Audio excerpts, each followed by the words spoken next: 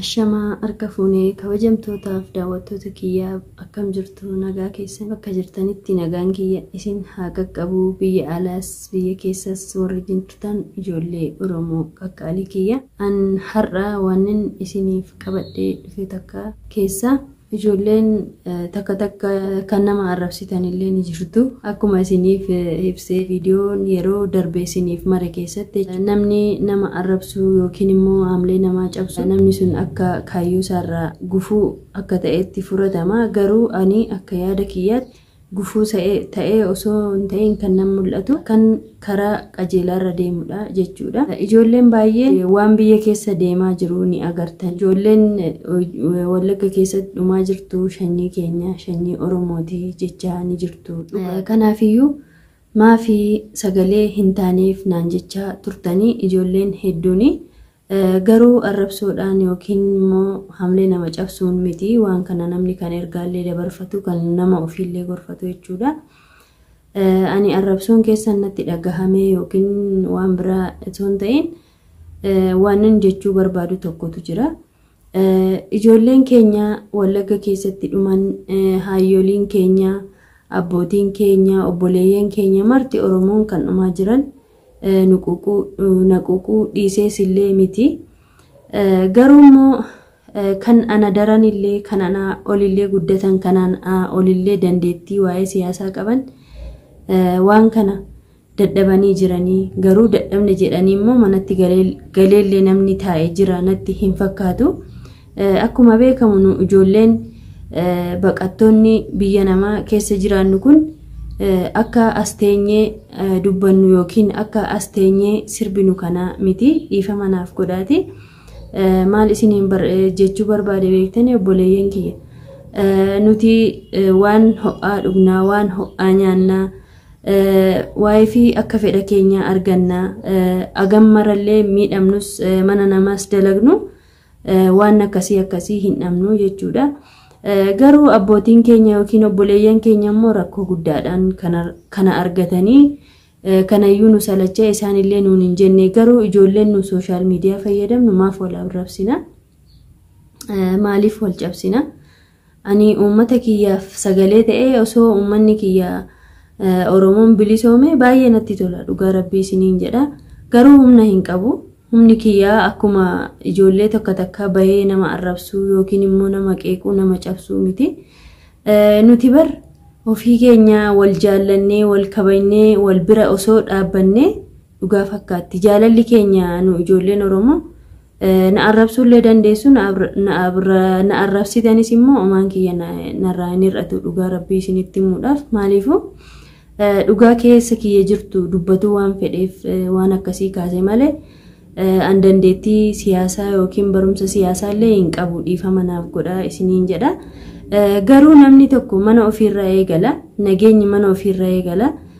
tasgabbiin mana ofiirraa eegala akkaataa namni itti isin guddise haatiif abbaan keessan isin guddifteerraa illee waa hedduu baratuu dandeessu. Nummoo ijoolleen takka maatiin keenya illee sirnumaan nu guddisanii waaqni illee kan nu jallisee jira jechuudha. Maaliif kana jette yoo jettan nu yoom wal taane isiniin jedha ijoollee waan guddaa dhiisaati waan guddaa dhiisaa waanuma xiqqoo sooshaal miidiyaa kanarratti akkam wal cabsaa jirra. Ijoollee meeqatu tiiktookii walirratti gubaa jira ijoollumti Oromoo taate Oromoo irratti shira meeqa yaadaa hin jirtanii isinii dura ofii keenya walaa jaalannu shanyii namaa jibbuu yookiin immoo nama arrabsuu yookiin immoo wal arrabsuurra jaalala waliif qabnu dura nu akka obboleeyyanii Oromoon tokko ega jenne akka obboleeyyanii wal jaallannee wal bira haa dhaabbannu isiniin jedha. Maaliif kana jette yoo jettan ani ijoolleen Wallagga irratti mormi isaanii ciramee haadholiin keenya dhumanii itti gammadee miti. Anillee gandummaallee faarsuu hin jaalladhu. Dhugaa isinii himuudhaaf ani haati kiyya Amboodha abbaan kiyya immoo nama Wallaggaati. Walumaa galatti nu Oromoon tokkodhaan Wallagga jedhee bahee Wallaggaafis dubbatuu hin fedhu. Ani immoo Shawaa jedheellee Shawaafis dubbatuu hin fedhu. Ani Arsii jedhee Arsiifis dubbatuu hin fedhu.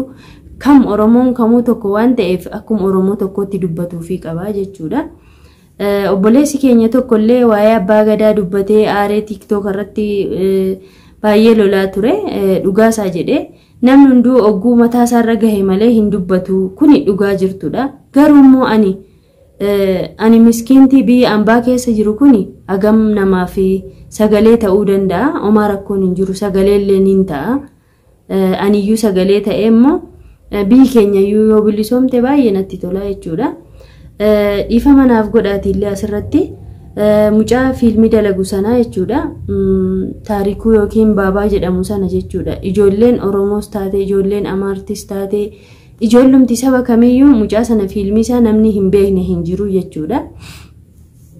maaliif akkana isiniin jedhe beektu mucaan sun gaafa du'e dhibamee du'e mucaan kun waa'ee siyaasaaf illee hin duune yookiin nama qeeqaan nama cabsuun hin duune dhugaa dubbatuufi ijoolleen keenya muraasni mataa gaggaragalchitanii ol garagalchitanii asii gabbuuftanii mucaa sana baga du'ee jechaa turtanii jechuudha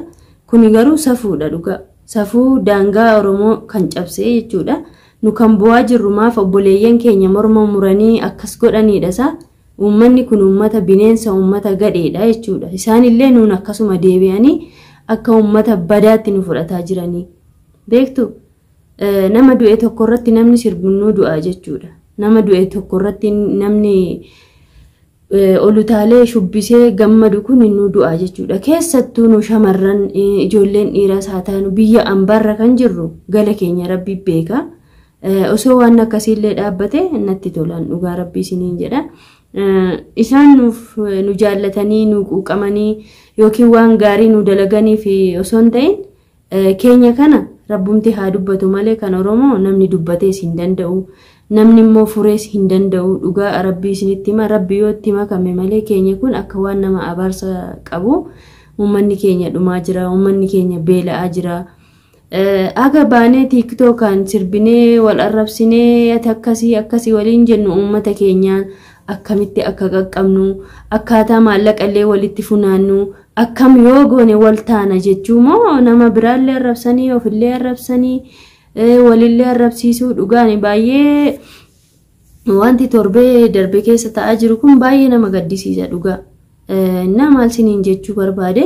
mucaa kana sabni isaa maal akka ta'e illee namni addaan baasee hin beeku gabbayee mucaan kun sooshaal miidiyaan illee ani baay'eellee isa argees hin beeku sabni kiyya kanallee jedhees hin beeku saba kamuu yoo ta'e immoo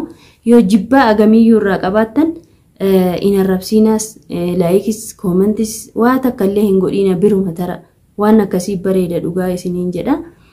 maaliifiyyuu namni kan garaa keessanii ilaalu kan fuula keessanii ilaalu yaani kan afaan keessan dubbate sana laala beektanii in dubbatina ijoollee oromoo ko ijoolleen oromoo safuu beekti nu immoo akkanaan miti kan guddanne illee dhugaa isiniin jedha TikTok irratti illee Facebook irratti illee YouTube ma kana irratti illee waan garaa isiniin gahiin waan isinitti hin toliin takka irruma soo darbitanii baay'ee namatti tola namni tokko waan jibbu ilaaluun iyyuu hin barbaachisu jechuudha nama fakkeenya ilaala viidiyoo nama ni dhaggeeffadha gadhuma yoo naan liqimfamii yoo natti hin toliin laayikii sin godhu koomentii sin godhu nama sin arrabsu biruma tara jechuudha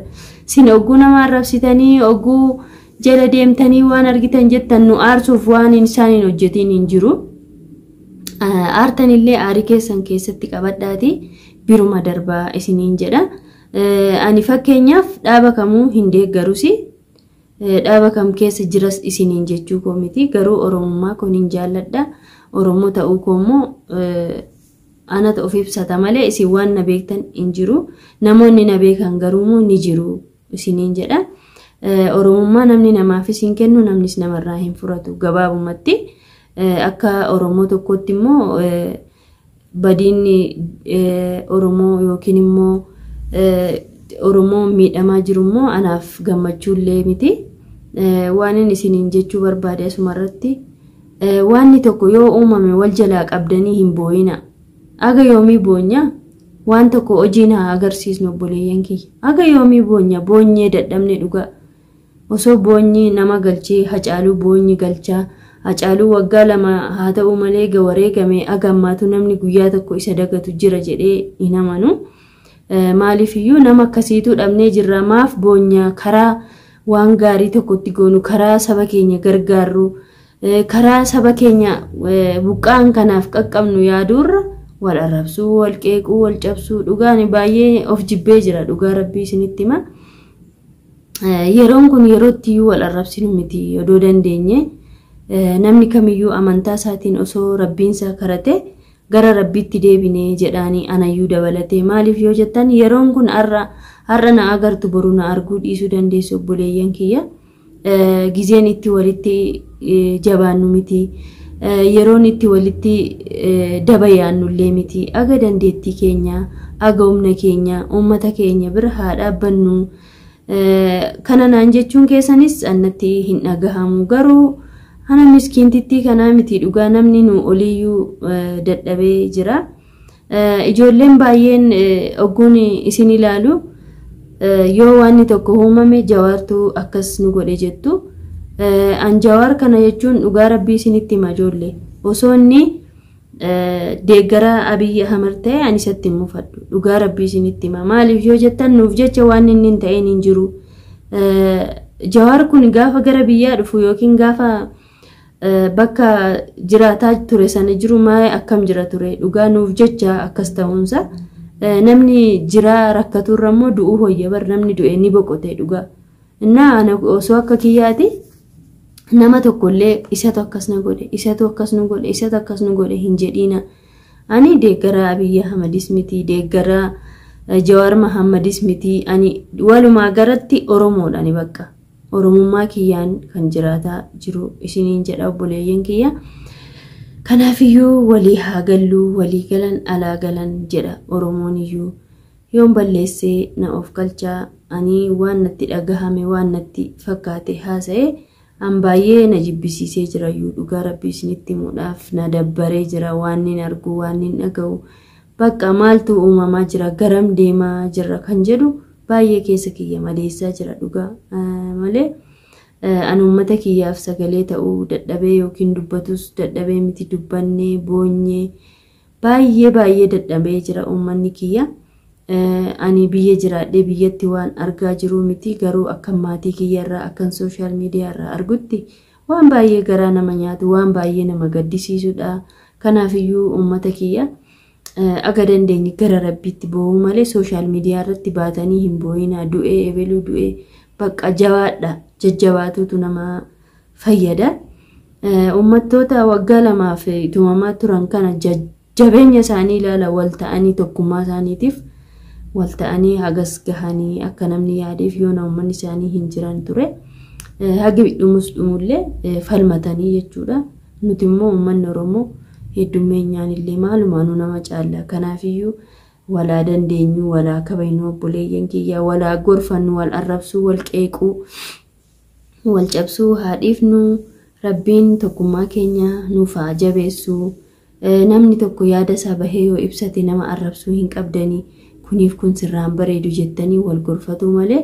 wal arrabsuun nurraa hin malu isiniin jedha galatooma bakka jirtanitti nagaan kiyyaa isin haa qaqqabu ijoollee